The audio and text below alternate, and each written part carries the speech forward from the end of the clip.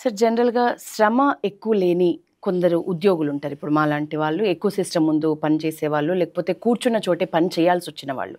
వాళ్ళ విషయాల్లో ఎట్లాంటి కేర్ తీసుకోవాలి? ముఖ్యంగా గంటల తరబడి ఒక షిఫ్ట్‌లో సిస్టమ్స్ ముందు కూర్చోవాల్సిన వాళ్ళు, సాఫ్ట్‌వేర్ ఇంజినీర్స్ ఇట్లాంటి వాళ్ళు ఎట్లాంటి కేర్ తీసుకోవాలి? మధ్యలో గ్యాప్‌లో అయినా రెగ్యులర్‌గా మీరన్నట్లు ఎముకలు బలంగా ఉండాలి, ఆర్థరైటిస్ రిలేటెడ్ ప్రాబ్లమ్స్ రాకుండా ఉండాలి.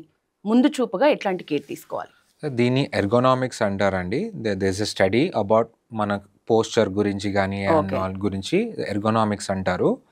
సో మన వర్క్ చైర్ హ్మ్. సూటబుల్గా ఉండాలి for sitting for long hours, మన బ్యాక్ కర్వేచర్కి తగ్గట్టుగా. Hmm. And also long hours కూర్చోవడం ఆల్వేస్ మనకు స్టిఫ్నెస్, మజిల్ వీక్నెస్ ఇవన్నీ డెవలప్ అయ్యే ఛాన్స్ ఉంటుంది. So shorter duration, short breaks తీసుకోవడం, చిన్న స్ట్రెచ్ చేయడం, ఒక చిన్న వాక్ చేసుకోవడం ఇలాంటివి చేస్తే నీ ప్రాబ్లమ్స్, బ్యాక్ ప్రాబ్లమ్స్ అని చాలా మటుకు మనం అవాయిడ్ చేయొచ్చు.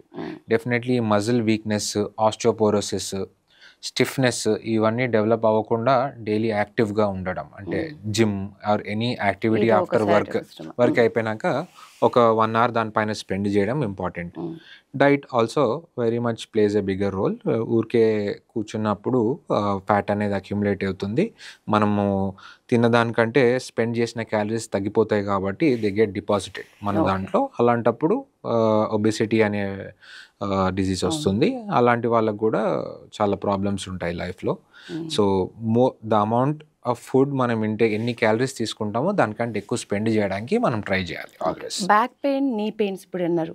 రెగ్యులర్‌గా ఏ షిఫ్ట్‌లో ఏ ఉద్యోగి ఏ టైప్ ఆఫ్ ఉద్యోగం అయినా సరే ఇవైతే ఫేస్ చేస్తూ ఉంటాం. వీటికి నిజంగా రెగ్యులర్‌గా టాబ్లెట్స్ యూజ్ చేయటం మంచిదేనా?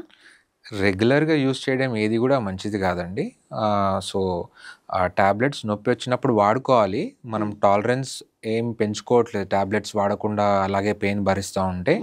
బట్ ట్యాబ్లెట్స్ అవసరం ఉన్నప్పుడు we have to visit an orthopaedician.